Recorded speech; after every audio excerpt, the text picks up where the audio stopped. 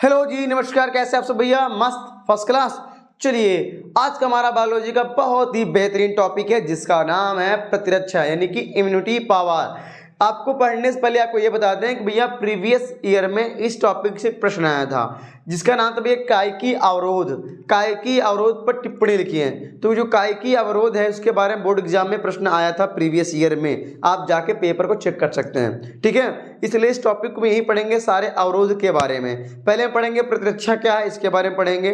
उसके बाद पढ़ेंगे शारीरिक अवरोध, कायिकी अवरोध और कोशिकीय अवरोध और साइटोकाइनिन अवरोध, यानी चार के अवरोध पढ़ेंगे जो बोर्ड एग्जाम में इन चारों में से एक तो आएगा, कंफर्म है। इसलिए कह रहे हैं टॉपिक को ध्यान से पढ़िएगा, ठीक है। चलो शुरू करते हैं। हमारा क्या है? प्रतिरक्षा यानी कि इम्यूनिटी। टॉपिक क्या भैया? प्रतिरक्षा, जिसे हम लोग बोलते हैं इंग्लिश में क्या बोलते हैं? इम्यूनिटी।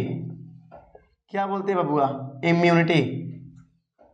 इसे हम लोग कुछ लोग बोलते हैं प्रतिरक्षा प्रणाली या कुछ लोग बोलते हैं प्रतिरक्षा क्षमता, ठीक है। अब हम बोल रहे हैं परिभाषा, ध्यान सुनिए। हम क्या बोल रहे हैं, सुनिए। क्या बोलेंगे भैया? परपोषी की या जंतुओं की रोग कारकों से लड़ने की क्षमता ही प्रतिरक्षा या प्रतिरक्षा क्षमता या प्रतिरक्षा प्रणाली कहलाती है। खत्म। चलो शुरू करते हैं। मैं इसकी डेफिनेशन में बोर्ड पे लिख ही रहा हूं। बोलेंगे परपोषी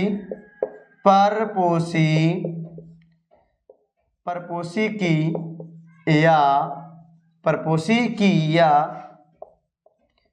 जंतुओं की लड़ने की क्षमता प्रतिरक्षा या प्रतिरक्षा प्रणाली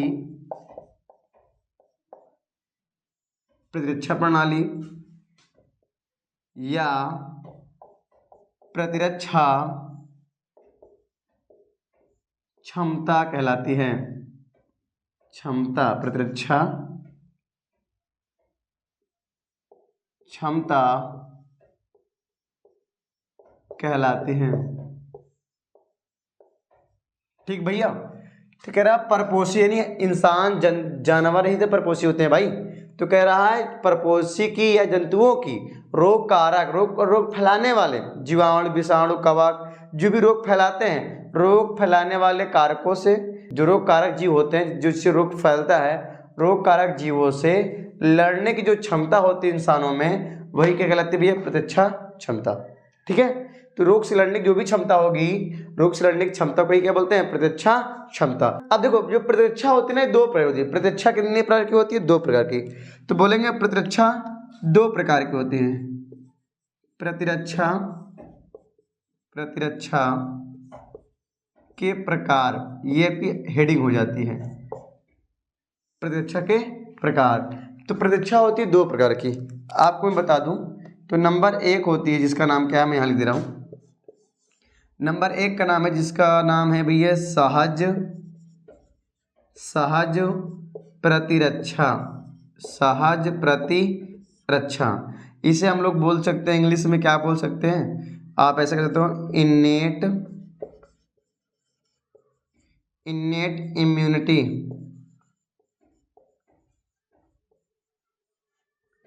इन्नेट। और नंबर दो क्या होता है भाई? इसे बोलते हैं उपार्जित प्रतिरक्षा। इसे हम लोग कहते हैं भैया क्या? Acquired immunity.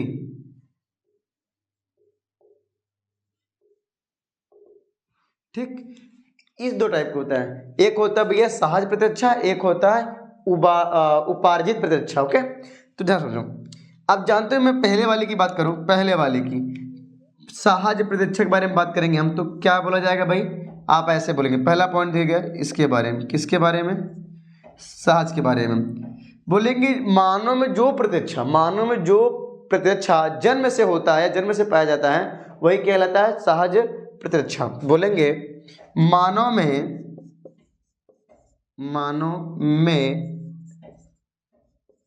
जन्म से पाया जाने वाला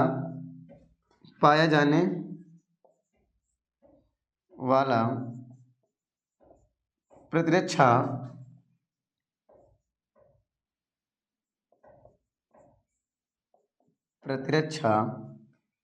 सहज मानव में जन्म से पाया जाने वाला प्रतिरक्षा सहज प्रतिरक्षा कहलाता है। क्या कहलाता भैया? क्या कहलाता है? सहज प्रतिरक्षा कहलाता है।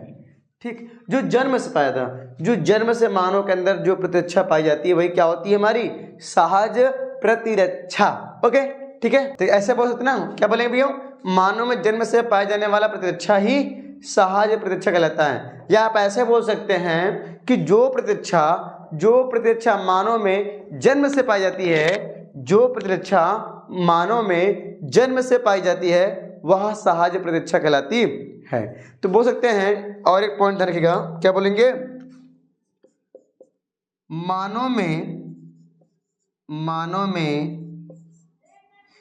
यह लिखते हैं, यह मानव में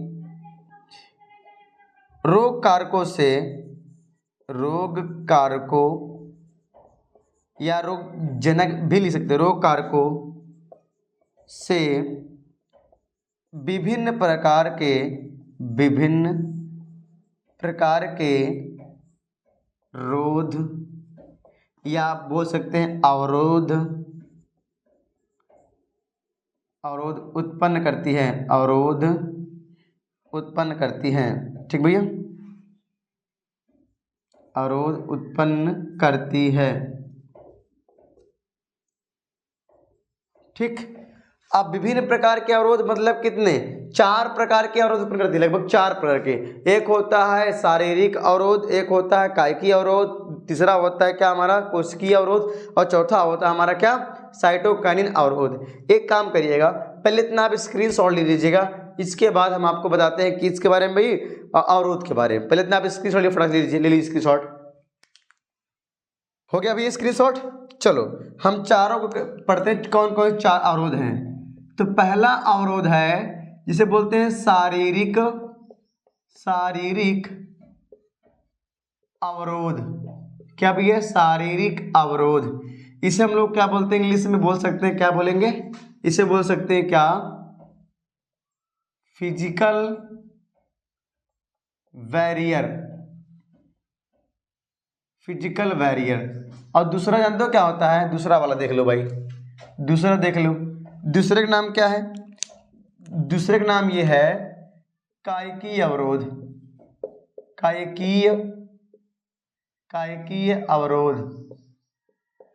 कायिकीय अवरोध। इसे बोल सकते हैं आप इंग्लिश में क्या? Physiological barrier. ठीक, और एक होता है नंबर 3 पे आता है आपका कोशिकीय अवरोध।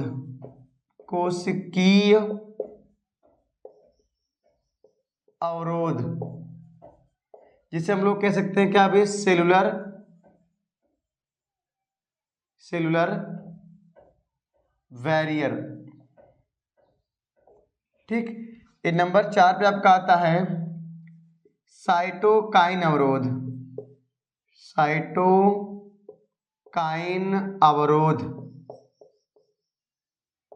इसे हम कह सकते हैं साइटोकाइन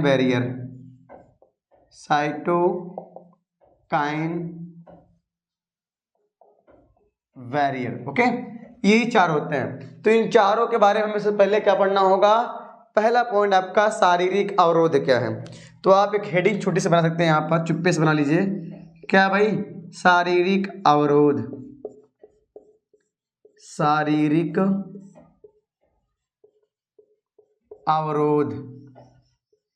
ये हो गया भाई शारीरिक अवरोध। सुरक्षात्मक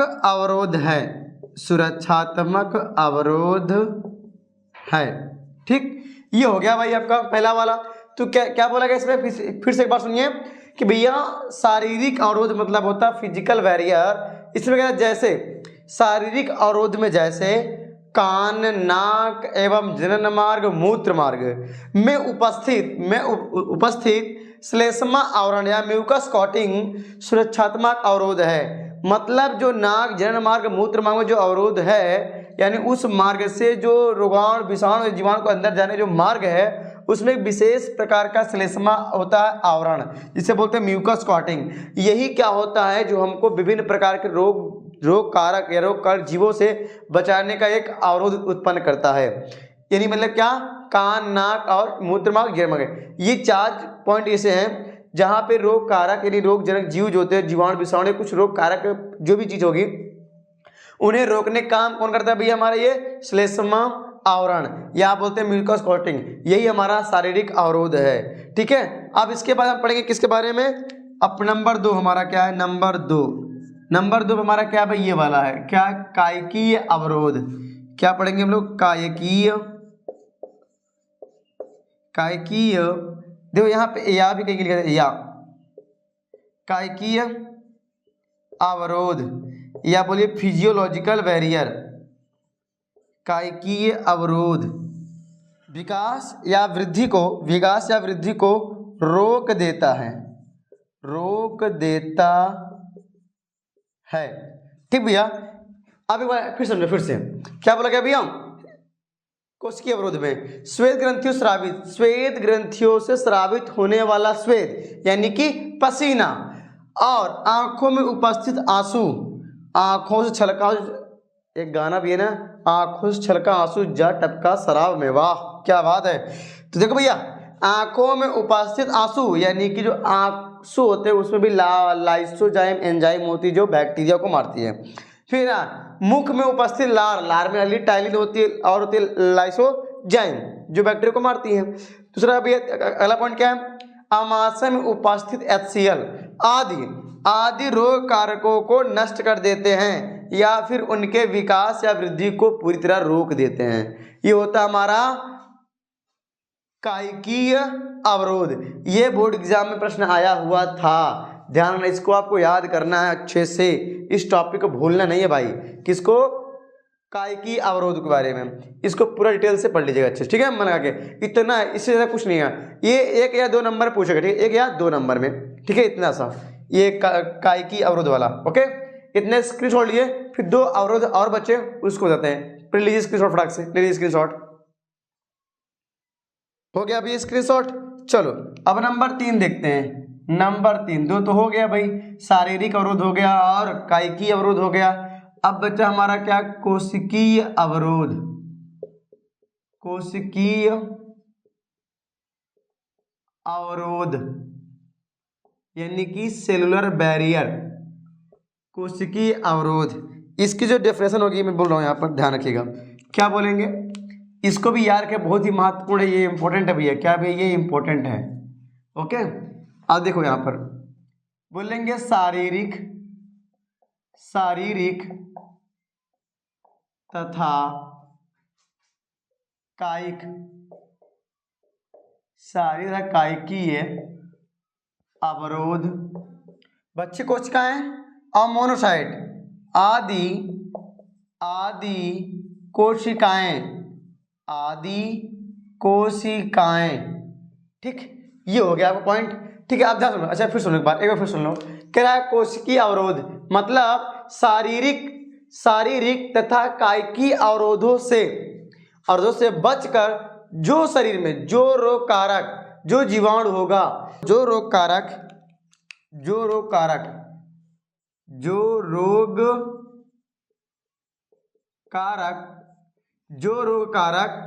शरीर में प्रवेश कर जाता है, तो ऐसे रोग कारकों को पहचान कर उन्हें नष्ट करती हैं। कौन नष्ट करता है, हमारे WBC है और न्यूट्रोफिल है जो उसके भागी हैं, और बच्ची कोशिकाएं हैं, मोनोसाइट है, आदि कोशिकाएं उस रोग कारक को ढूंढकर, पहचान कर, देख कर नष्ट कर देती हैं, मार देती हैं। अरे भाई, जैसे ही कोई रोग कारक हमारे बॉडी शारीरिक अवरोध को पार करके अंदर आता है, चलो माना उसने कायकीय अवरोध को भी पार कर लिया, उसके बाद ये WBC, न्यूट्रोफिल और बच्ची कोशिका, मोनोसाइट, ये सब इंतजार करती है इस रोग कारक को। जब रोग कारक अंदर आता है तो कौन डायलॉग मारती है, तेरा क्या होगा कालिया, तू तो अंदर आ गया, अब कहाँ जाएगा बाहर। ये उसको रोक के मारती, नष्ट कर देती हैं। मतलब जो शारीरिक अवरोध और कायिकी अवरोध से बचकर बॉडी के अंदर इंटर होते हैं, उनको ये पहचान कर कोशिका, कौन कौन कोशिका, पहली बात WBC, इनके सबको दादा है ये, WBC, न्यूट्रोफिल, बच्ची कोशिका से बोलते हैं माइक्रोफेजेस, ये क्या है, मोनोसाइट, ये सारे ढूंढ ढांड कर खोद खोद के मारती है, हेर के मारती है, बहुत खतरनाक होती हैं। ठीक है, अब अगला पॉइंट क्या है भाई हमारा, नंबर 4, ये बात समझ आई, जैसे कोई शारीरिक अवरोध और कायिकी अवरोध से बचकर हमारी बॉडी के अंदर आते हैं रोग फैलाने के लिए, वैसे हमारी WBC, न्यूट्रोफिल और बच्ची कोशिका, मोनोसाइट सब मिलकर उसको मार देते, नष्ट कर देती हैं। ठीक है, अब हमारा चौथा पॉइंट भैया साइटोकाइन अवरोध। साइटोकाइन अवरोध संक्रमित होने से बच जाए, बच जाए। ठीक भैया, आप ध्यान समझो, एक बार फिर समझो, देख ध्यान से, क्या कह रहा है, साइटोकाइन अवरोध यानी साइटोकाइन बैरियर। इसमें क्या कहता है, यदि कोई कोशिका, यदि कोई कोशिका कोई भी हो, यदि कोशिका किसी विषाणु से संक्रमित हो जाती है तो वह स्वतः इंटरफेरॉन नामक प्रोटीन का स्राव करती है। हमारी कोशिका क्या होती है, जो संक्रमित होती है वो एक इंटरफेरॉन नामक प्रोटीन का निर्माण करती है। यह प्रोटीन 270 एमिनो अम्ल की बनी होती है। ठीक है भैया, अगर अब यह स्राव करती हैं, यह स्राव कोशिका के चारों ओर एक आवरण सा बनाती है। ठीक भैया, एक आवरण सा बनाती है, फिर आवरण का निर्माण करती है या निर्माण कर देती है, ताकि अन्य कोशिकाओं को संक्रमित होने से बचाया जा सके, बचाया जा सके, मैं तो उल्टा कर दिया, बचाया जा सके या बच जाए, कुछ भी कह सकते हैं। ठीक है भैया, ये होता है इसके बारे में। फिर एक बार समझो ध्यान से कि यदि कोशिका किसी विषाणु से संक्रमित हो जाती है तो वह स्वतः इंटरफेरॉन नामक प्रोटीन का स्राव करती हैं। यह स्राव कोशिका के चारों ओर एक आवरण का निर्माण करता है ताकि अन्य कोशिकाओं को संक्रमित होने से बचाया जा सके। यानी कोशिका खुद निकालती है क्या भैया, इंटरफेरॉन का। मानो एक कोशिका है, एक कोशिका मान लीजिए ये है और एक कोशिका मरने वाली है, इसको चारों तरफ से क्या हो रहा है भैया, शायद रोग कारक घेर लिए हैं। अब रोग कारक घेर लिए हैं, रोग कारक इस पर खत्म करें तो इसके चारों ओर, इसके बाहरी, यहाँ पे देखो, इसके बाहर ऐसे पूरा बनाएगी आवरण, ऐसे जो बनाएगी आवरण, ये जो होगा आवरण ना, ये किसका होगा भैया, इंटरफेरॉन नामक प्रोटीन का आवरण होता है। अब इसके बाहर ये रोग कारक बाहर नहीं जा पाएंगे।